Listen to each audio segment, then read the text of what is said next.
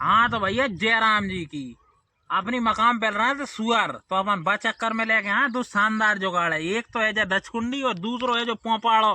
जो तुम वो रेल बारे में बड़ी मुश्किल से था वो जकरा, अगर मेरे आगे कहीं सवारी मवारी आ गई तो मैं कैसे बाय बजा के बताऊंगो।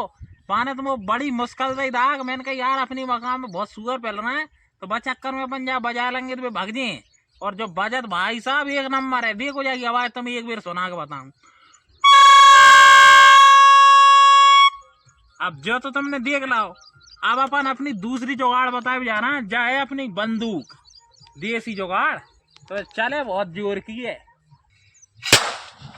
तो भाई साहब आपने दो ही चीजें चलती देख ली होंगी। अब तुम बताओ वो जा चलेगी कि अपनी जा वो तो साबत लगे जाए जा में दो नया खावा जो।